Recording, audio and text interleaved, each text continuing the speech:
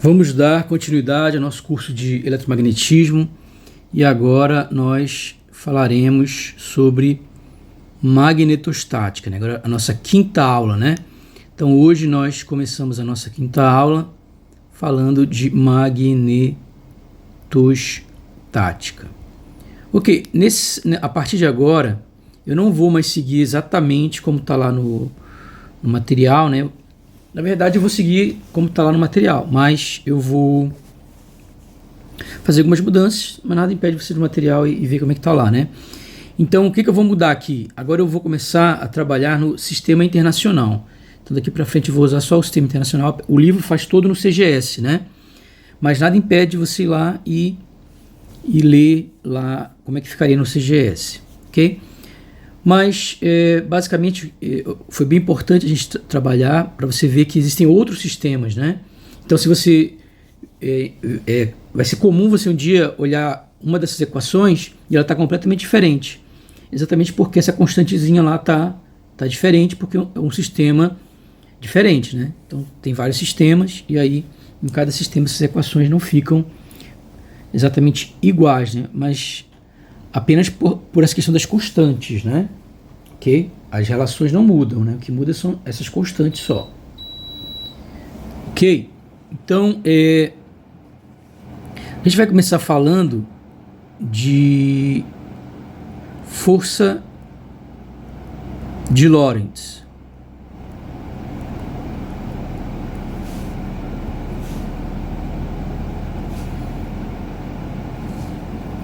Então, nós vimos, né? Vimos que cargas estacionárias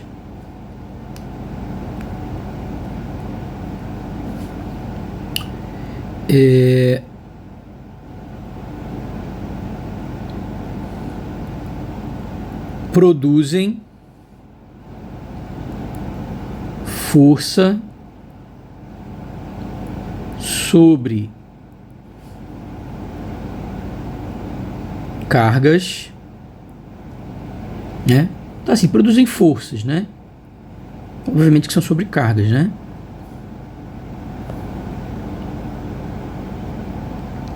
A partir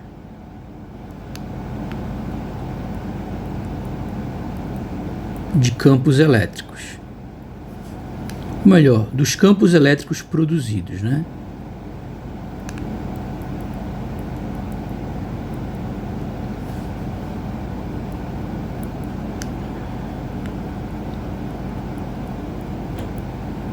Ok? Então, basicamente, o que a gente viu foi isso, né? Uma distribuição de cargas, ela gerava um campo elétrico num ponto do espaço, né? Aqui não tem carga nenhuma, é só um ponto do espaço. Então, dado um ponto qualquer do espaço, x, y, z, eu gerava nesse ponto um campo elétrico em x, y, z. E se nesse ponto eu colocar uma carga, né? Colocar uma carga de prova nesse ponto,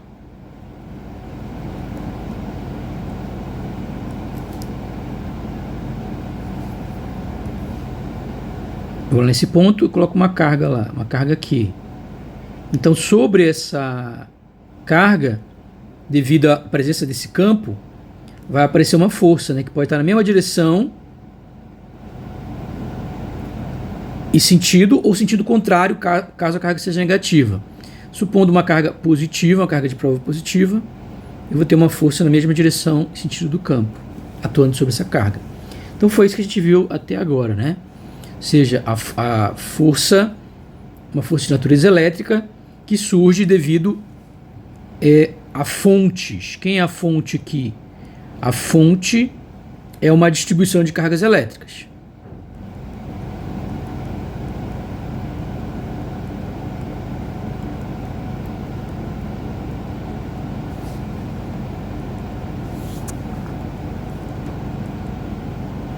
Ok, então te revisou tudo que a gente viu até agora, né?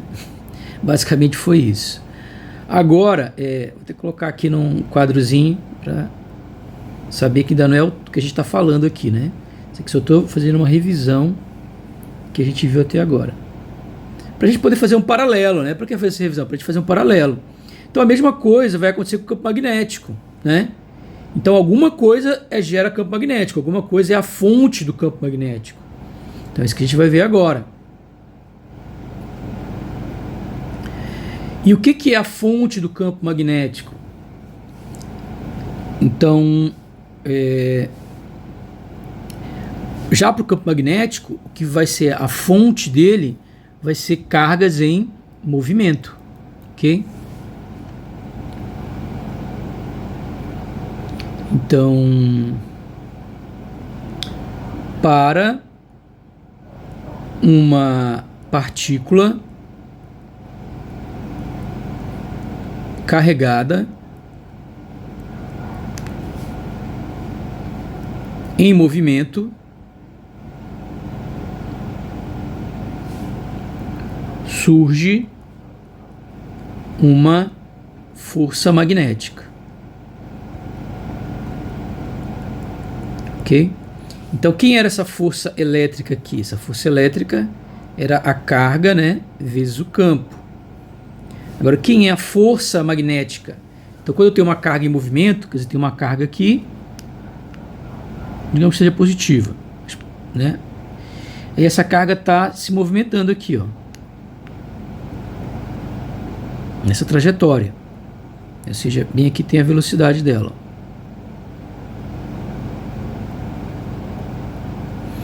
Aí eu pergunto, nesse caso, qual é a força que surge sobre essa carga? Bom, ela tem que estar atravessando em movimento, desculpa, num campo magnético, né? Deixa eu explicar aqui. Para uma carga carregada em movimento num campo magnético,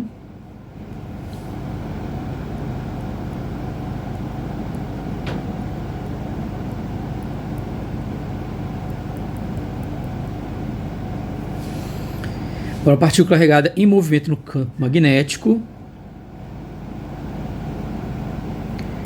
desde que não paralelo às linhas de campo, ok? Ela tem que estar cortando as linhas de campo. Desde que não paralelo às linhas de campo magnético, né?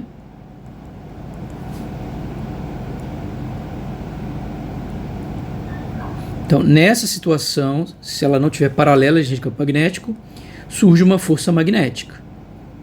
Então, vamos supor que as linhas de campo magnético elas estão aqui assim. Vou colocar.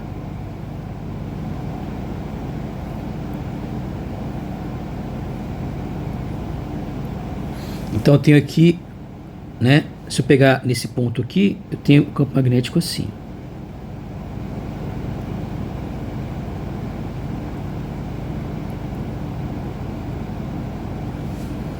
Ok. E aí o que a gente vai ter nesse caso é que a gente usa a regra do parafuso, a mão direita, né? Eu pego todos os meus dedos e levo daqui para cá. Meu polegar vai estar apontando, saindo da página. Então a força magnética ela vai estar aqui, né? Eu vou colocar assim, não vou colocar nada aqui. Vou colocar o seguinte, ó, a carga aqui, pronto, a carga aqui, né? A carga aqui é positiva. Agora, a força magnética, ela vai estar o quê? Nesse caso, saindo, ó. Então, em cima né? Lembro que xizinho entrando, né? Deixa eu apagar. Xizinho entrando. Ela é um pontinho, né? É um círculo com pontinho. A força magnética está aqui saindo, né? Você já estudou isso lá em Física 3, né? Estudou desde o ensino médio, isso, né? Regra do parafuso, a mão direita. Eu pego com os meus dedos, ó, levo do primeiro para o segundo vetor, da velocidade para o campo magnético, e eu tenho a força magnética. Então a força magnética, ela será o quê? QVB. Isso se for positiva, né? Se ela for negativa, aí a força vai estar entrando, né? Então, vamos supor aqui, ó.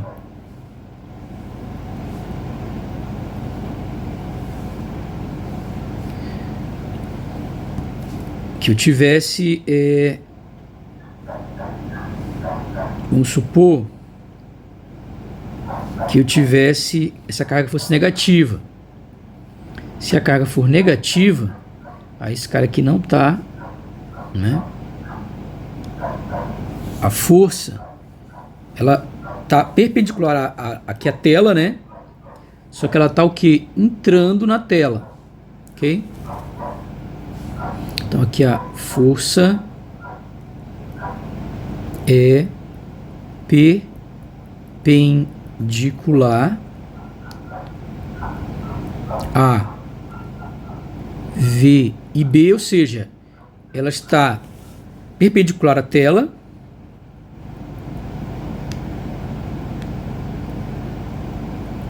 isto é, perpendicular à tela e saindo da tela, né? Famosa regra do parafuso à mão direita. E aqui, idem, né? Do caso anterior, só que aqui ela está entrando na tela, né? É força entrando na tela. No plano da tela, né? Ok, isso você estudou desde o ensino médio, né? Então, vamos seguir. Então, a gente já relembrou aí força magnética. Obviamente, V, né? A gente não precisa, aqui é V, obviamente que isso aqui é a velocidade, né? Da partícula. E B é o campo magnético, tá? Então, a partícula em movimento. Tá? Obviamente aí, V aí é a velocidade da partícula, para ficar claro, né?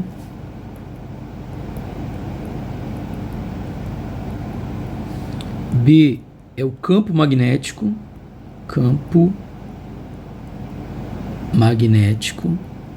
externo, né?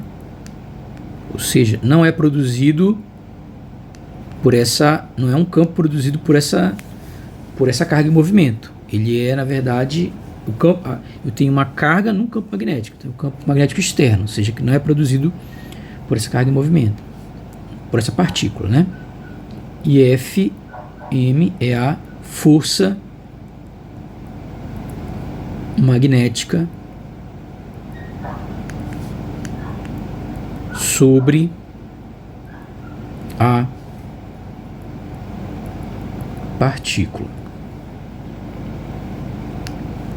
Acho que cabe aqui, né? Partícula. Então a gente tem essas coisas aqui, né? Uma outra coisa importante é que a força magnética, nós vimos que ela é sempre perpendicular à velocidade e ao campo, né? Ok?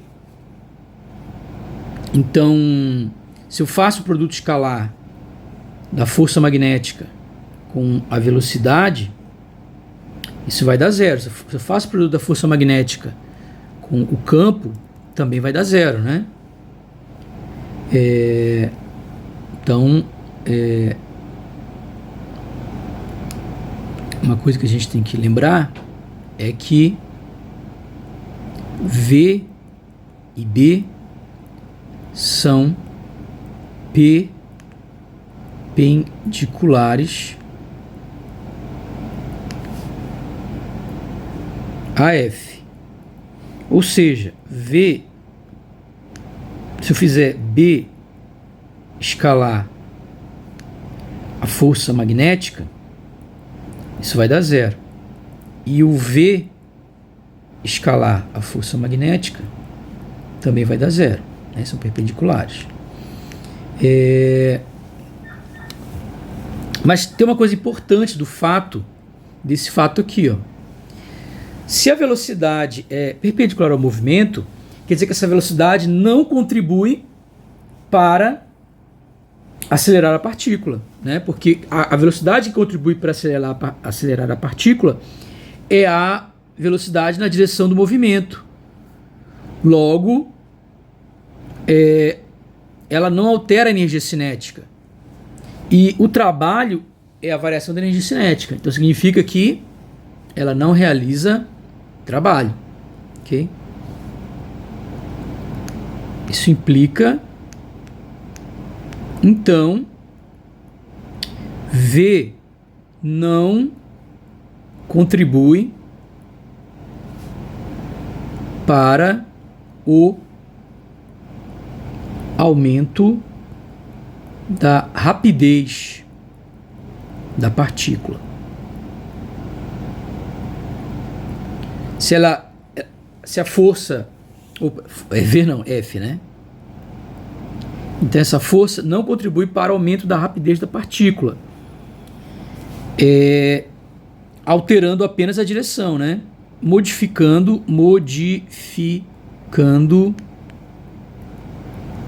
apenas a direção.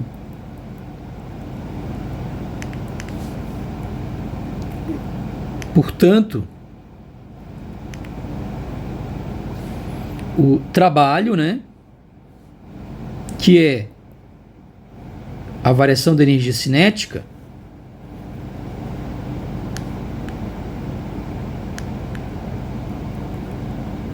vai ficar bem claro aqui que a energia cinética, né, vai ser igual a zero, né, porque não tem variação da energia cinética, né, a rapidez se mantém constante. Então significa, ou seja, isso implica que força magnética não realiza trabalho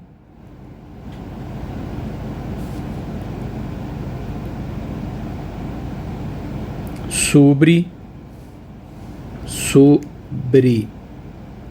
a partícula. Ok, então vamos seguir. As unidades, né?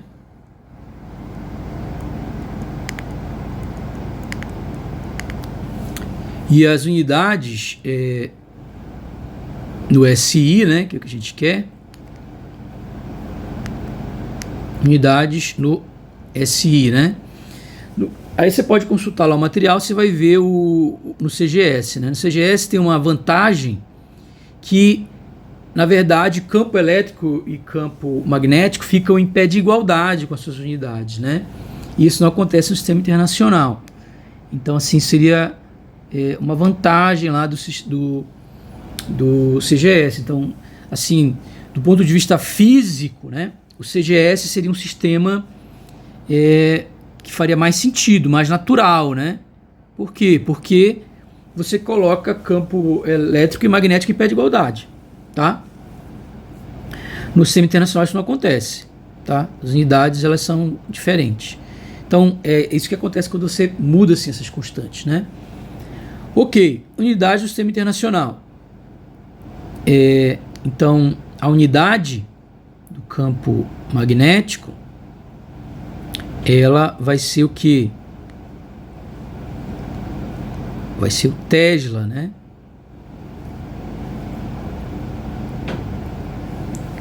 Em homenagem, né, lá ao inventor, né, Tesla, né? E o Tesla, ele equivale a Weber por metro, tá? Ou seja, Weber por metro quadrado, né? Por metro quadrado. Ou seja, a unidade é Tesla, né? Que também pode ser escrito como 1 Weber por metro que equivale a 10 a quarta, metro quadrado, né? Desculpa, que equivale a 10 a quarta Gauss, essa unidade aqui é Gauss, que é a unidade no CGS, tá? Onde G, né? Ou seja, Gauss é a unidade no CGS, né? Unidade no SI de B, né? Do campo magnético. Dependendo do livro que você pegar, ele vai usar outra nomenclatura, né? Ele vai, em vez de chamar de campo magnético, ele pode chamar de vetor indução magnética, pode chamar de densidade de fluxo magnético, né? Mas nos livros de física, o mais comum é você se referir a B como campo magnético e o H como campo magnético auxiliar, né? Ok? Então, isso é o mais comum nos livros de física. Ok? Então, cuidado quando você for pegar outros livros, né? Que não só pode mudar o sistema de coordenadas, como pode mudar também a nomenclatura completamente.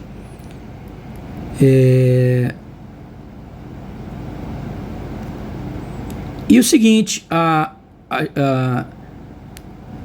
foi obtida experimentalmente, né? A força de Lorentz foi descoberta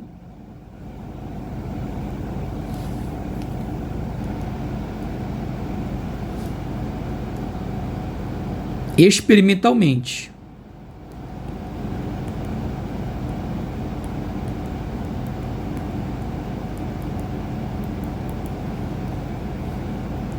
Mas ela pode ser deduzida, né? Certo? Diferente lá da força elétrica, que é empírica mesmo, né? Não tem jeito. A força de Lorentz, ela pode ser deduzida, tá? Então, mas pode ser deduzida da invariância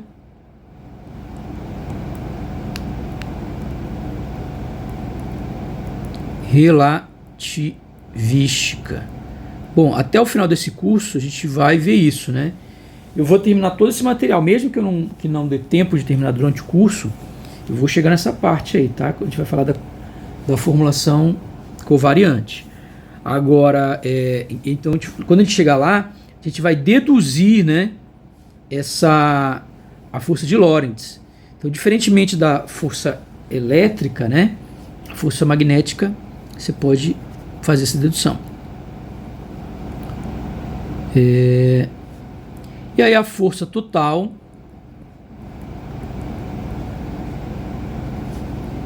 quando eu tenho um campo eletromagnético, né?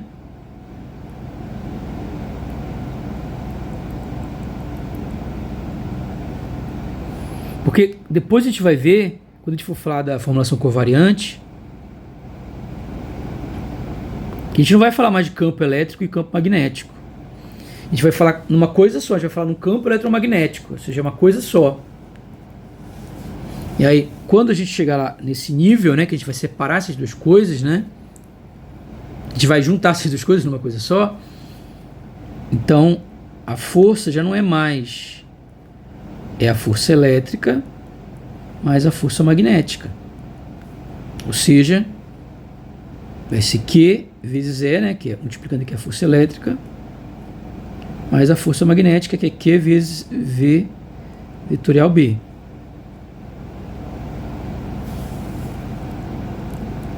Ok? E aí, então a gente já viu que as fontes de campo elétrico, então só reforçando, né? Quem são as fontes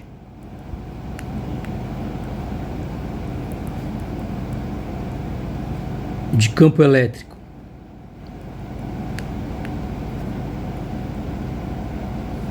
As fontes de campo elétrico, como a gente já falou, elas são cargas pontuais ou distribuições de carga, né?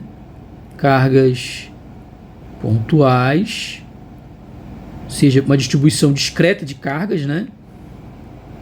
Ou uma distribuição de cargas, ou seja, essa distribuição de cargas é o mais geral, né? Uma distribuição ou distribuições de carga.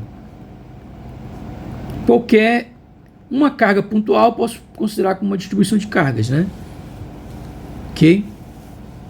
Então, no final das contas, eu posso dizer que a fonte de campo elétrico é uma distribuição de cargas. Ok. E quem é a fonte do campo magnético? Então, se alguma coisa gera o campo elétrico, alguma coisa tem que gerar o campo magnético. Qual é a fonte do campo magnético?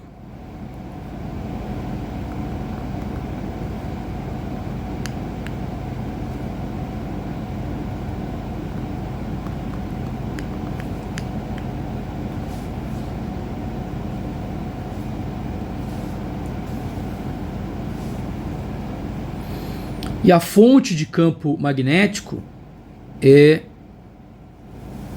existe um equivalente? Existe monopolos magnéticos? Não. Então, uma coisa que a gente pode afirmar é que não há monopolos magnéticos observados. Nunca foi observados.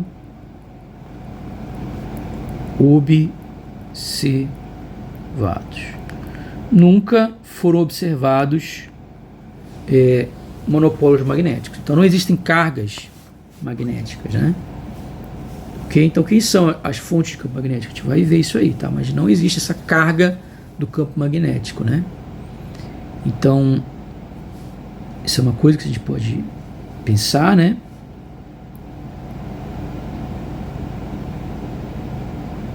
Colocar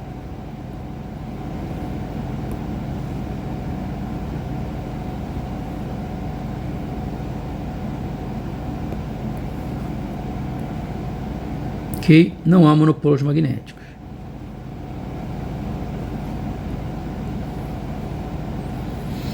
Outra coisa que a gente pode observar com relação às fontes é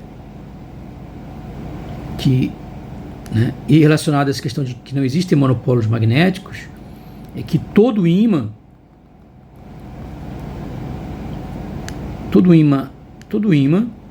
inclusive a Terra, né, que a Terra também é um ímã, né, então o planeta Terra é um ímã, né, então ele tem um núcleo aqui, né, que gira lá, e aí você tem movimento de cargas e geração de campo magnético. Então a Terra ela gera campo magnético, né? Ok? Então todo ímã, inclusive a Terra, que também é um ímã, né, gigantesco, apresenta dois polos. Inclusive é invertido, né? O polo norte magnético é próximo do polo sul, ok? Não é norte, né? Então as nomenclaturas que foram usadas foram essas, né? Norte e sul, obviamente que isso aqui é uma questão de nomenclatura, inseparáveis, né? Se você tentar cortar um ímã, ele vai dividir. Se você pegar um ímã, né, e tentar separar, ele vai dar origem a dois ímãs.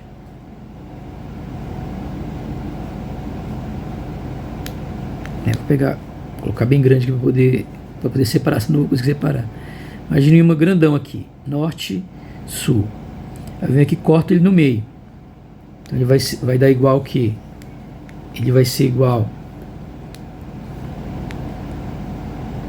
Esse primeiro pedacinho vira um outro norte-sul.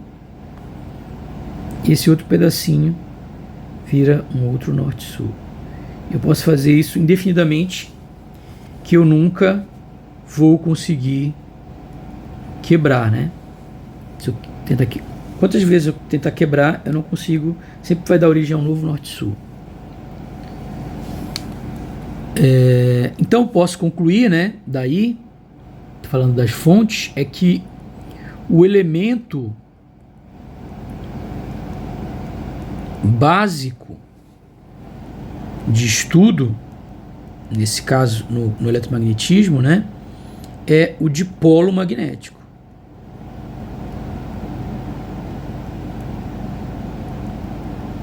Ou seja, um imãzinho, né? Então, o dipolo magnético é o elemento básico de estudo. Bom, existem o que a gente chama de ímãs permanentes,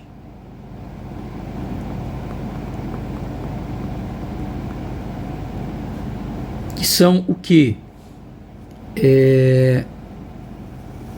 São materiais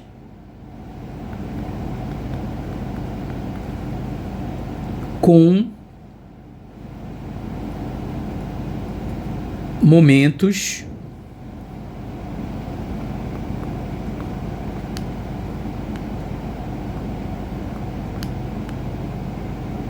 magnéticos permanentes.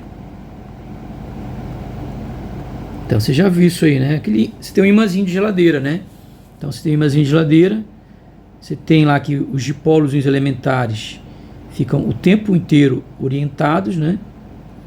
E aí no final, esse ímã, ele é sempre, ele está sempre com os momentos de dipolo magnético sempre orientados, né? E existem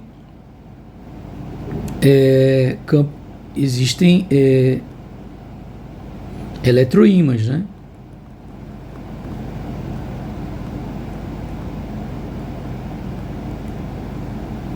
Então é quando o campo magnético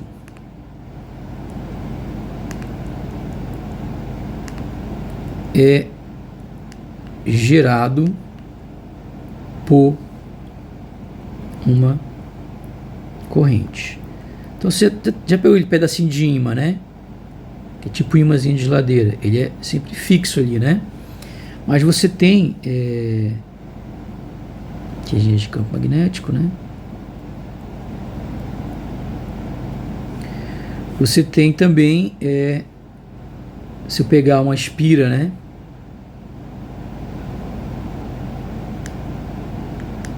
Se eu pegar uma espira e passar uma corrente,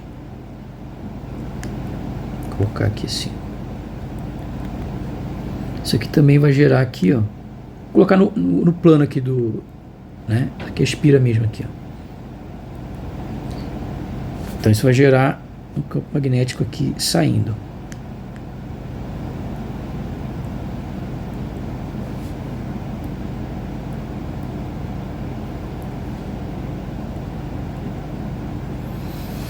Ok?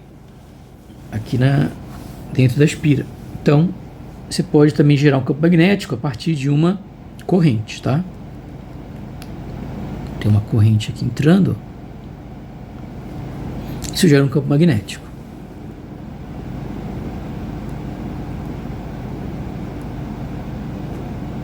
Ok? Então, uma maneira de eu interpretar um campo magnético, né, é pensar nele o seguinte, ó. Se eu tenho uma corrente circulando aqui, isso vai produzir um campo magnético. Aí usa a regra do parafuso da mão direita também, né?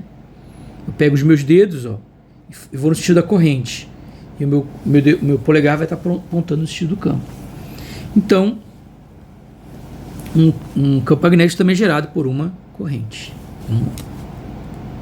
Né? E aí também você pode associar um dipolo a isso aqui, né? Então, digamos que aqui tem uma área A, né? Aqui é 90 graus. Então eu posso dizer que que o versor normal. Então eu posso dizer que uma espira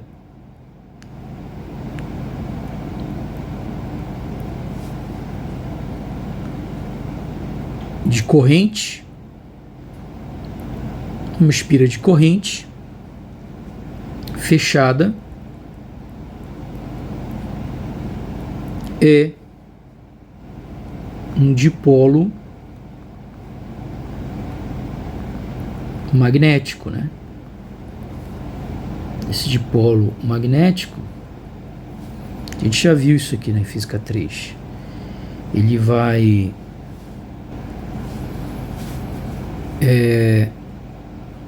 I, a corrente, vezes a área, vezes o vetor normal. Esse aqui é um dipolo magnético, né? De momento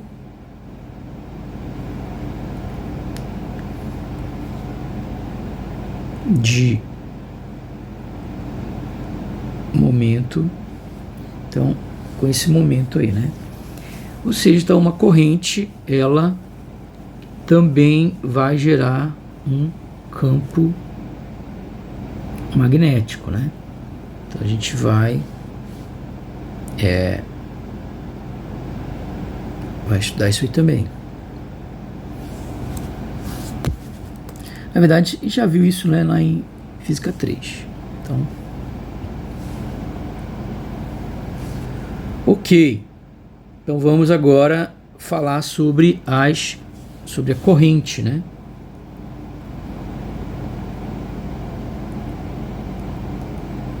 E aí, o que é uma corrente, né?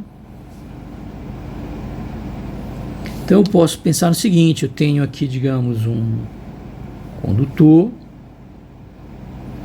Dentro desse condutor eu tenho uma carga, e essa carga, né, uma distribuição de carga aí, se movendo com uma certa velocidade.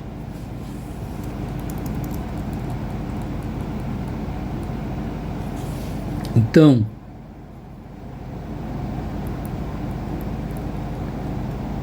cargas em movimento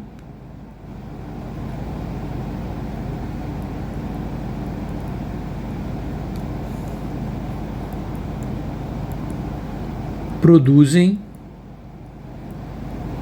corrente. Só que a gente precisa do quê?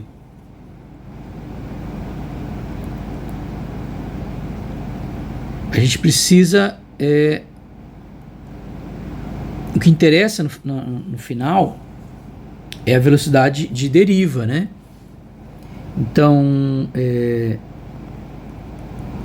em um condutor,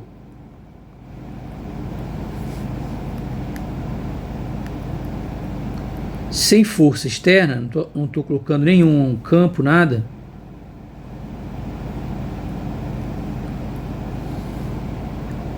o movimento aleatório, né, devido a, quando a gente fala movimento aleatório, é um movimento térmico, né? Tem velocidade de deriva média nula. Então, isso não vai produzir campo magnético, né? Porque o que produz campo magnético é a velocidade de deriva, né? Então, num material, eu tenho uma velocidade lá dos elétrons, né? E esse movimento dos elétrons é um movimento completamente aleatório, né? Mas quando você tira a média desses movimentos, eu vou colocar cada um com uma cor diferente. Esse aqui faz o seguinte movimento aleatório, e esse faz um outro movimento aleatório. Quando você tira a média desse movimento, não sai do lugar. É como se fosse um enxame de abelhas, né? Que eles ficam ali voando em torno da colmeia e não saem do lugar. Agora, se eu coloco um campo, o que vai acontecer? Essas abelhas vão começar a se movimentar. É a mesma coisa que acontece com os elétrons, né? Então, com força externa, por exemplo, se eu colocar um campo elétrico,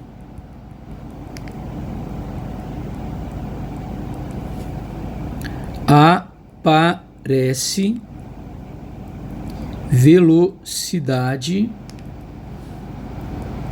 de deriva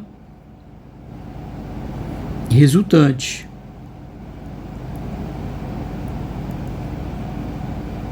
Não nula. Portanto, corrente.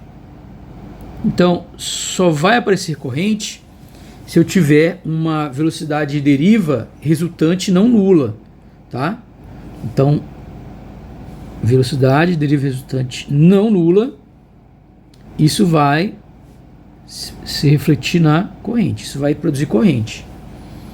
Então, eu não tenho corrente nessa situação aqui naturalmente no condutor, porque é como se fosse um enxame de abelha voando ali perto os elétrons é como se fosse esse enxame de abelha, né? Com esse movimento aleatório, né? Seria velocidade, seria o efeito térmico, energia térmica, e eles se movimentam de maneira aleatória. Agora, quando eu colocar um campo, eu continuo tendo esse movimento aqui, ó, aleatório. Continuo tendo o mesmo movimento aleatório. Só que, com o passar do tempo, esse enxame ele vai se movimentando. Então eu passo a ter uma velocidade aqui de deriva diferente de zero.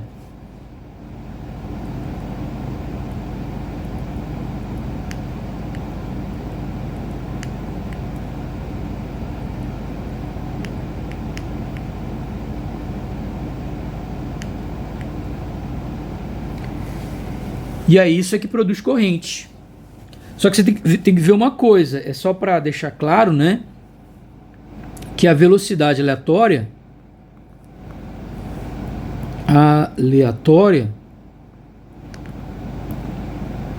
ela é muitíssimo maior do que a velocidade de deriva. A velocidade de deriva é muito pequena. É aquela história, né? Quando você aperta lá no interruptor e liga a lâmpada, não é que o elétron caminha lá do ponto de entrada do circuito, vai rapidamente, passa, digamos, lá vou pensar no caso mais simples, né? Numa lâmpada de filamento metálico, passa no filamento metálico, aquece e ela... Não é isso que acontece, né? Porque essa velocidade ela é muito pequena, a velocidade de deriva. Quem é alta é a velocidade aleatória que não influencia em nada, né? E essa velocidade de deriva ela é muito pequena. Essa aqui não produz corrente. Quem produz corrente é essa aqui. O que acontece é que o campo elétrico se propaga aproximadamente proporcionalmente à velocidade da luz, né? Apenas ocorrendo a defasagem pela questão da permissividade do meio, né? Mas ela se propaga praticamente com a velocidade da luz, e esse campo se propaga rapidamente, e aí ele movimenta todos os elétrons ao mesmo tempo, né? Praticamente. Para a nossa visão clássica, é como se fosse instantaneamente. E aí esses elétrons passam a se mover todos ao mesmo tempo, praticamente, né? Com aquela velocidade de deriva, que é muito menor do que a velocidade aleatória, ok? Então, para ter velocidade, para ter corrente, tem que, na verdade, ter velocidade de deriva, né? Não é aquele movimento aleatório lá do condutor. Quem é a densidade de corrente num condutor?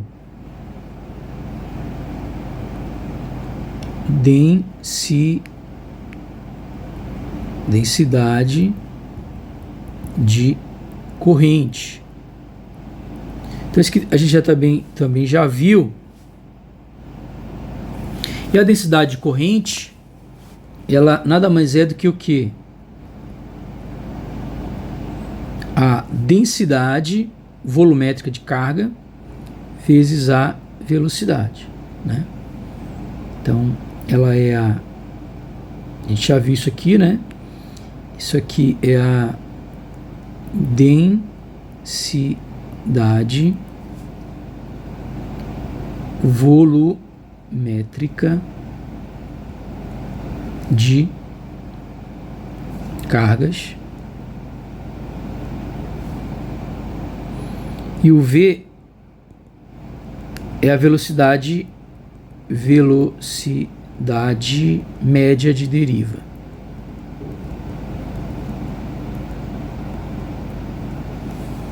Né, dos portadores de carga.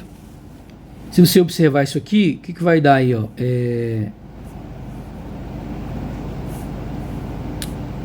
Isso daqui é metro, né? Se eu pegar aqui, ó, J igual a V. Isso daqui é coulomb por metro cúbico, né? Velocidade é o que?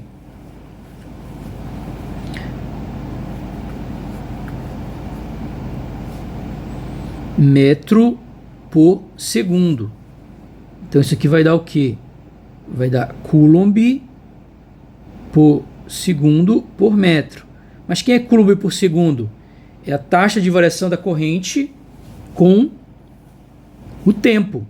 Isso aqui é ampere. Opa, aqui, desculpa, metro quadrado, né? Metro quadrado, que corta só um daqui, né? Então vai dar ampere por metro quadrado.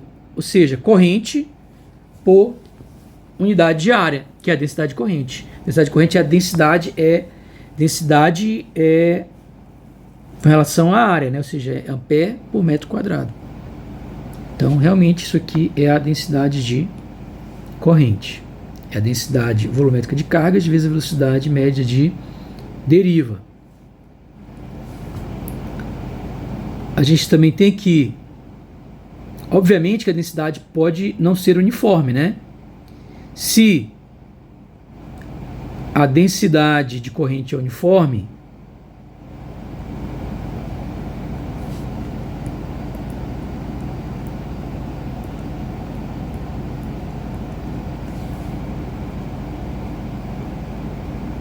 ou seja, ela é constante, né, em qualquer lugar do espaço, então é muito fácil, ó,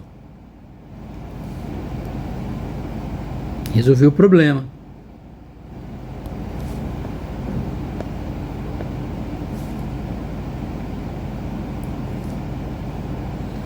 O que eu vou ter? Eu vou ter aqui uma certa área, né? Tem uma corrente atravessando aqui uma certa área de seção A.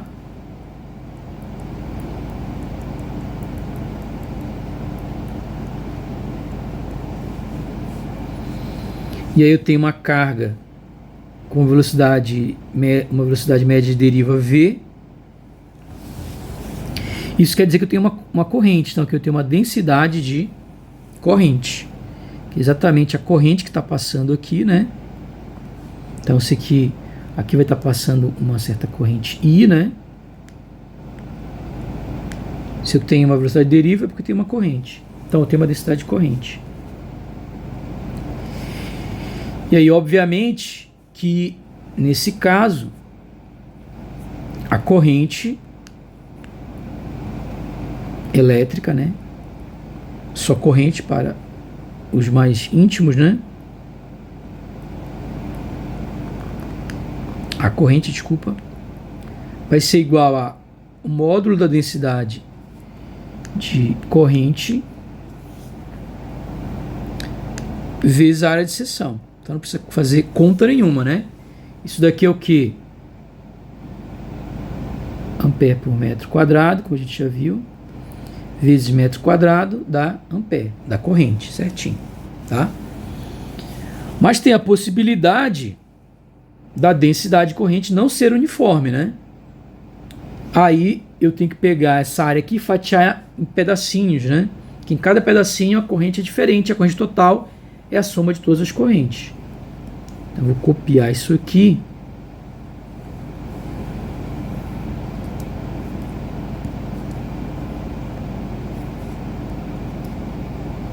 Que eu vou aproveitar, né? Que eu vou ficar escrevendo tudo do zero.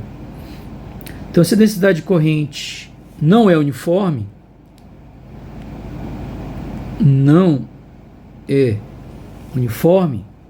então, bom, eu vou apagar isso aqui.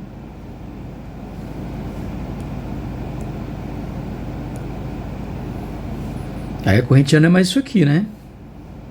E aqui eu vou dar uma esticada nisso aqui, ó. Vou ver se eu consigo esticar isso tudo.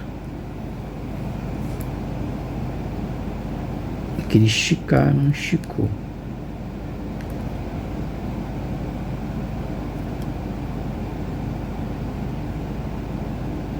Ok. Então você vai ter que, num pedacinhozinho aqui, ó, num certo trecho, pedacinho aqui, que eu posso chamar aqui de um DSzinho, né? Se eu pegar um elementozinho, deixa eu aumentar mais aqui pra gente poder, vou fazer tudo de novo aqui. Acho que eu tenho um elementozinho aqui, ó. Vou colocar um elementozinho não tão pequeno pra gente poder desenhar, né? E aí nesse elementozinho eu tenho um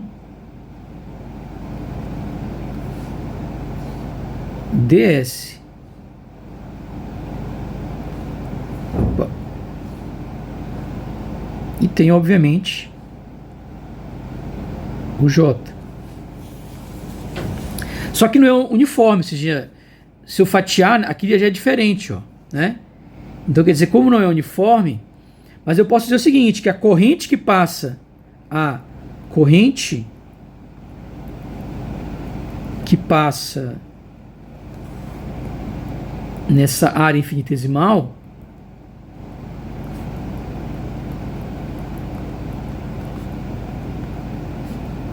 é DI igual a J escalar DS, né? Isso aí é óbvio. Não vou explicar, mas isso que a gente já fez 1000 vezes lá em Física 3, né? Faz o produto escalar, né? Aí dá o J, área, vezes essa áreazinha aqui, que é exatamente essa fórmula que a gente viu, acabou de ver aqui. Isso que eu ia explicar, acabei explicando, né? Então, aqui vai ser a corrente nesse caso. A corrente é somar as correntes que passam todos esses, vou fatiar isso aqui em um monte de pedacinho bem pequeno, né? Vou fatiar em um monte de pedacinho infinitesimal. Que está bem grande para poder desenhar, mas é todos os pedaços infinitesimais. Então eu tenho que somar as correntes de todos esses pedacinhos para eu ter a corrente total em toda a superfície S. Então a gente conclui que a corrente, isso aqui a gente já fez isso aqui lá em Física 3, né? É a integral de superfície da densidade de corrente, a integral de superfície da densidade de corrente. Ok?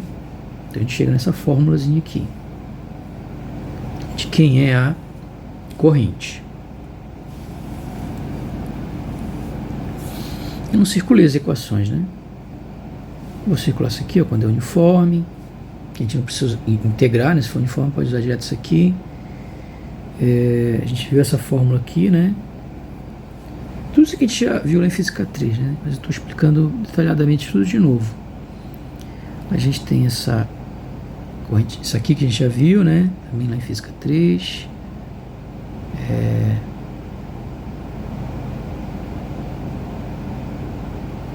A gente tem essa fórmulazinha aqui, a gente já viu lá em Física 3.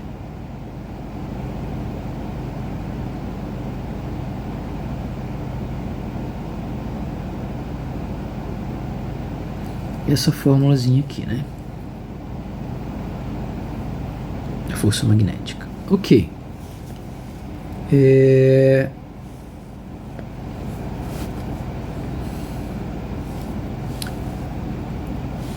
Bom, além disso, se o fio for fino,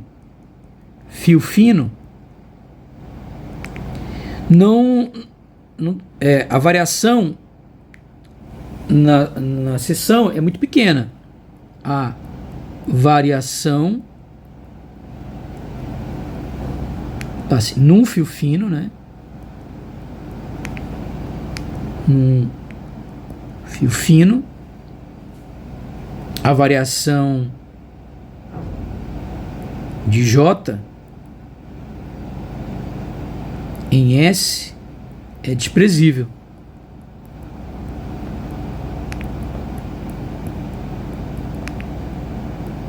Portanto, a corrente também é módulo de J vezes a área.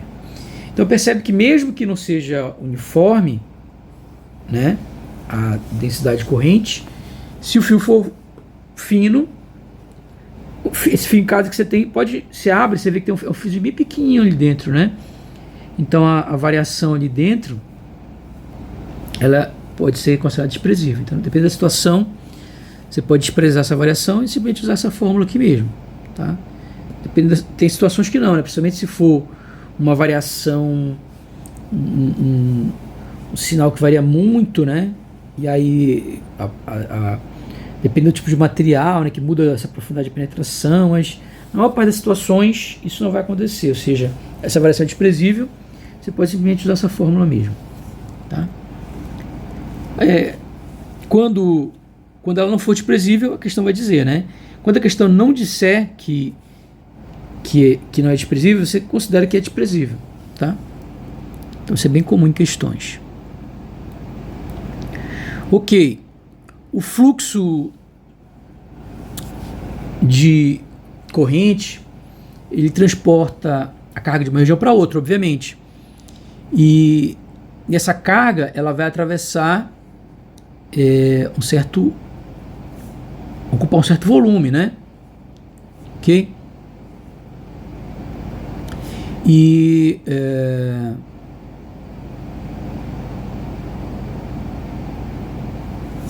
o que a gente tem é o seguinte, né? Então, imagina o seguinte,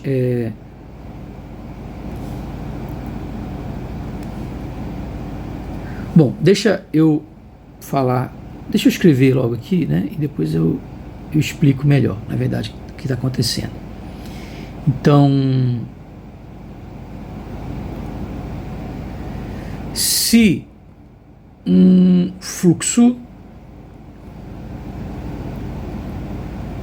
de corrente I igual a fluxo de corrente,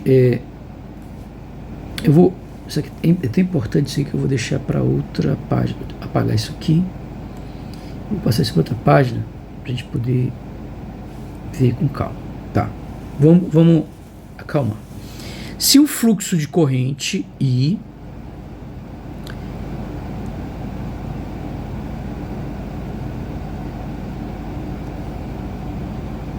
sai de um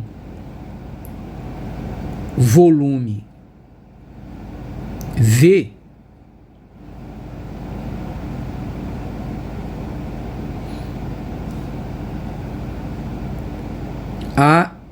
através da superfície S, então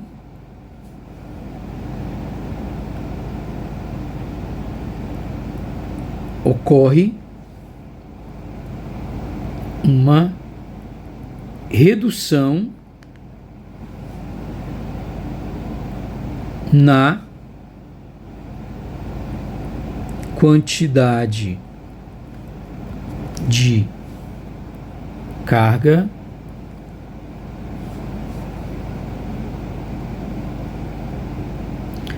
ocorre uma redução da quantidade de carga no volume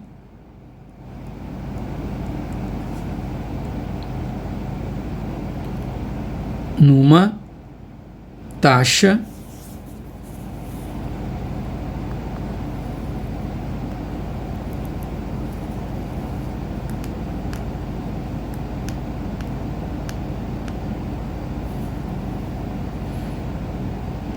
vou explicar isso aqui com calma.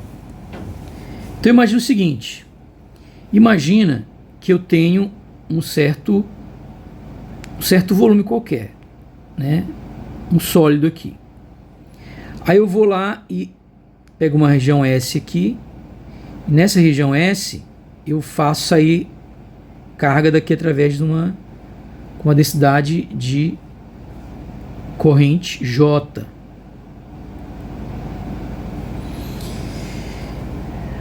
O que vai acontecer?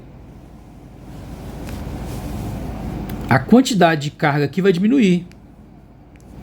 Só que a gente sabe o seguinte, que então eu posso dizer que aqui tinha uma certa densidade de carga, né? Se está saindo, tem um fluxo para fora, se eu tiver carga aqui, porque essa carga vai começar a diminuir, né? Tem carga saindo. Então essa carga que está aqui vai diminuir. Isso é óbvio, né? Só que a gente sabe o seguinte, essa corrente que está saindo aqui,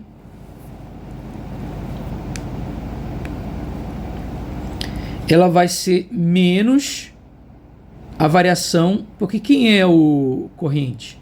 É a taxa de variação da carga com o tempo. Mas o sinal negativo significa o seguinte, que essa corrente ela é igual a um decrescimento da carga que estava armazenada aqui dentro, né? Então a taxa, o que é a corrente? É uma taxa de variação da carga com o tempo, né?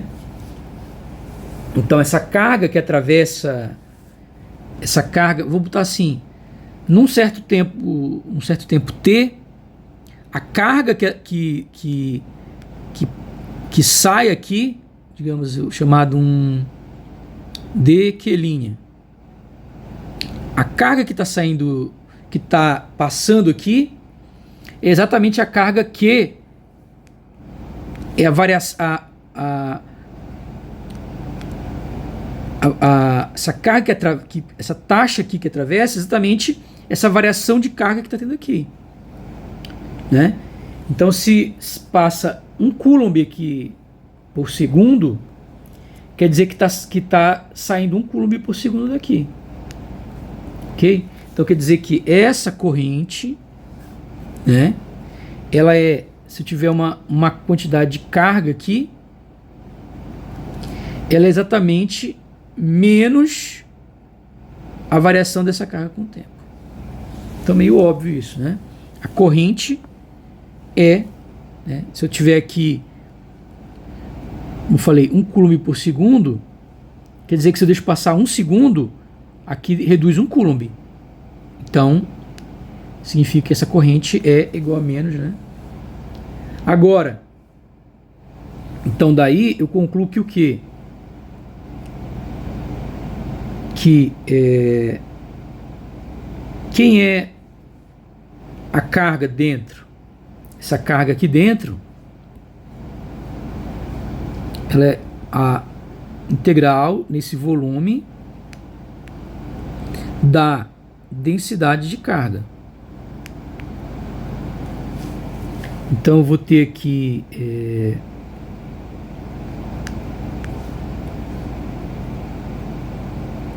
essa é a carga, né? Vou usar dV mesmo, tá? E isso aqui eu estou fazendo nesse volume, né? Vou colocar aqui dV. Vou colocar d3R. Então, uma integral. Agora, a taxa de variação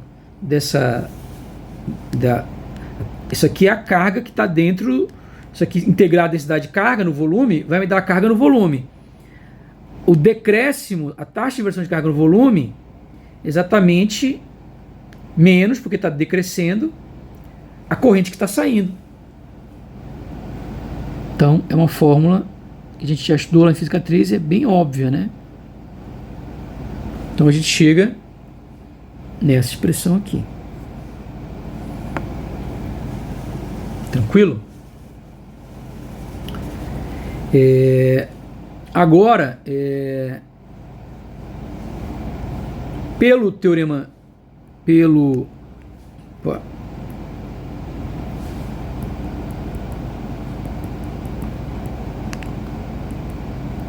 teorema de Gauss, a gente tem que o quê?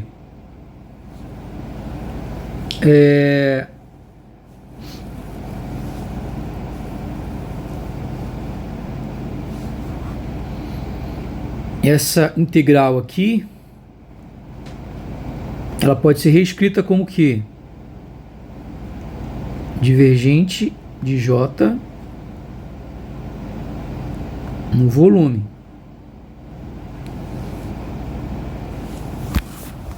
E aí, obviamente, que eu posso pegar o S e envolver toda... Considerar que o S, na verdade, é toda essa área, né? Porque no final das contas, o que vai sair pelas outras áreas, né, vai ser zero, e o que sobra é essa áreazinha aqui mesmo, tá? Então não vai fazer diferença aí, tá? Vamos dizer, eu poderia dizer que a área total aqui é uma área S. A área total é uma área S. E esse aqui é uma areazinha S', digamos. S'. No final das contas, não vai fazer diferença se eu integro em S' ou se eu integro em S. Por quê? Porque do resto das áreas não sai nada. Então, quando eu fizer integral, se eu fizer integral em S, vai dar zero. O único lugar onde não dá zero é no S'. Então, tanto faz integrar... Se você está se referindo à integral de superfície... Ok. E o Gemini aqui se intrometendo, ouvindo a conversa dos outros, né? Realmente essa questão de dados é complicada. Ele está o tempo inteiro te ouvindo, né? Isso é comprovado, né? Toda hora ele fica dando esses problemas aí. Ok. Então vamos voltar, tirando essas interferências, né? Pelo teorema de Gauss, né? Então aqui tanto faz se eu integrar em S' ou em S, não vai fazer diferença. Porque nos outros lugares vai dar zero, né? Então, integro aqui em S. E aí, comparando com a equação lá, o que eu obtenho? Então, derivada, essa a gente viu que quando eu entro com a derivada, ela vira uma derivada parcial, né? Por quê?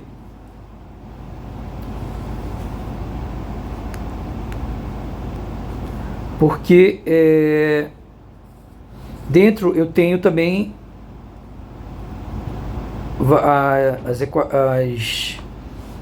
as variáveis espaciais, né?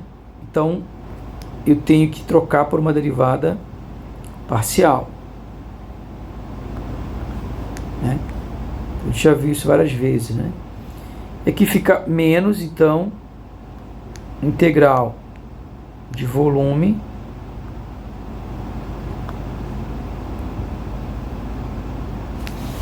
Então daqui a gente conclui que a derivada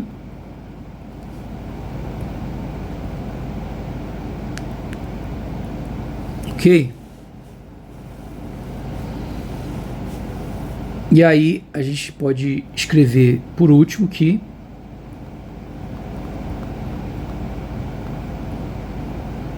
a derivada da densidade de carga com o tempo mais o divergente da densidade corrente é igual a zero. Isso aqui é chamado de equação da continuidade.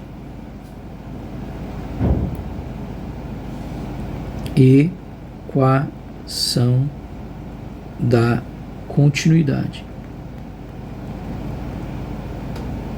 E o que ele reflete, na verdade, essa aqui é a expressão da lei de conservação da carga.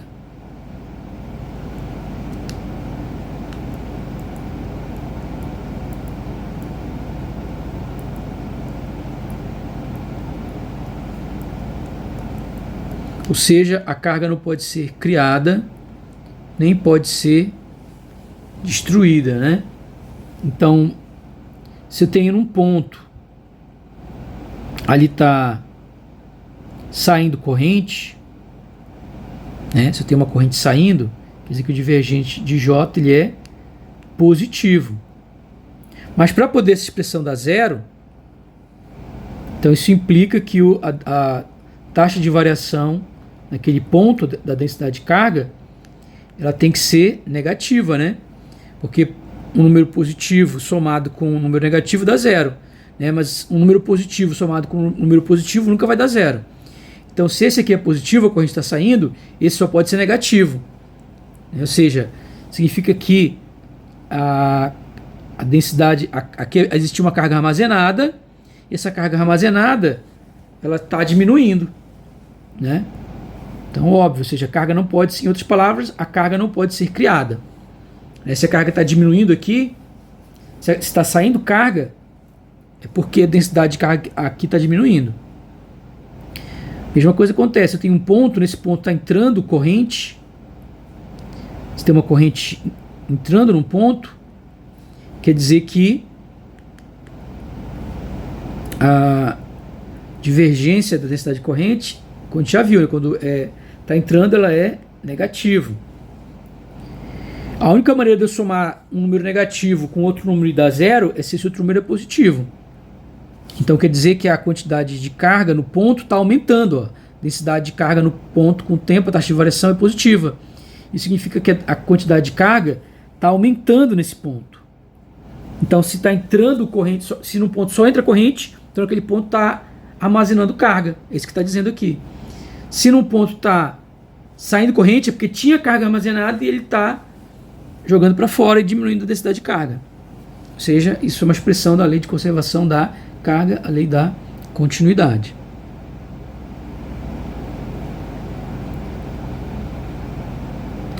Ok? E aí isso também você pode obter isso aí da invariância de calibre, né? Lá nas transformações de Lorentz, depois a gente vai chegar nessa questão aí. Ok. Vamos seguir. E agora vamos dar uma olhada aqui. O que falta a gente ver? Ok. E agora vamos falar do que é essa aula aqui, né? A quinta aula. É sobre magnetostática. Então, o que caracteriza a magnetostática? Magnetostática ela considera correntes estacionárias. Correntes estacionárias. Né? Então, no caso de correntes estacionárias, eu não tenho nenhuma região que vai estar que tem cargas guardadas, nem regiões que vai acumular cargas, né? Então, nessa situação, não há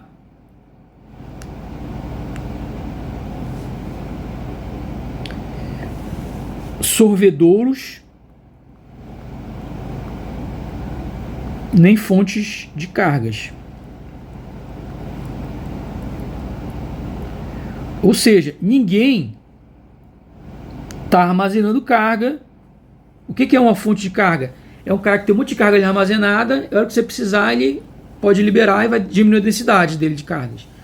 Ou tem uma região, né, que vai acumulando essas cargas, né? Tá? Então, as cargas não estão acumuladas em nenhum lugar. Isto é, não há cargas acumuladas. Em outras palavras, quer dizer isso. Ora, se não há carga acumulada em lugar nenhum, eu não consigo acumular essas cargas e nem tem carga acumulada que eu possa usar para produzir uma corrente saindo de um ponto, como nessa situação, isso significa que a variação da densidade de carga num ponto sempre é igual a zero. Daí o estacionário, né? Ou seja, não tem variação da densidade de carga com o tempo. Ou, em outras palavras, né, jogando aqui nessa equação, quando aqui é zero, aqui resta zero. Né?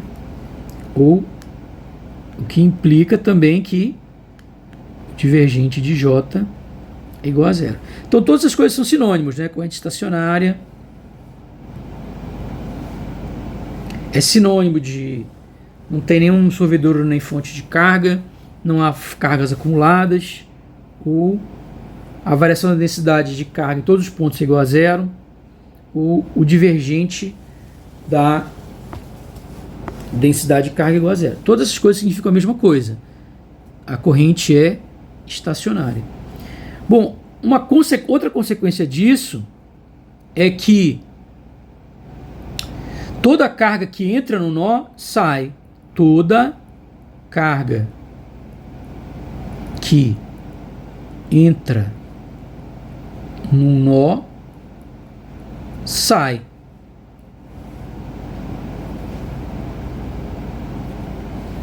Né? Ou seja, se eu tenho aqui um nó, eu tenho aqui 5 amperes entrando, e aqui eu tenho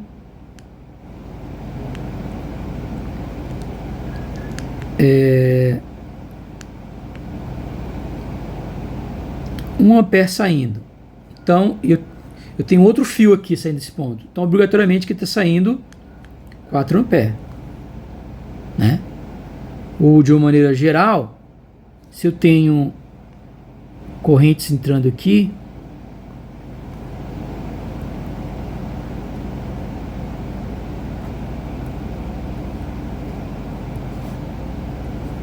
e eu tenho corrente saindo aqui,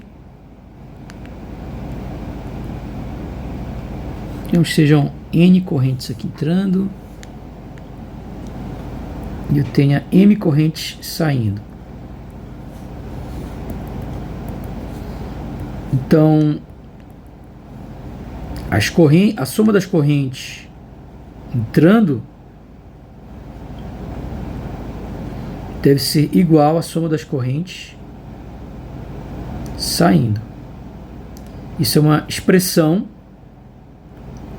da conservação de carga. Isso vem do princípio da continuidade, que está relacionado com essa questão das correntes estacionárias, né? Ok?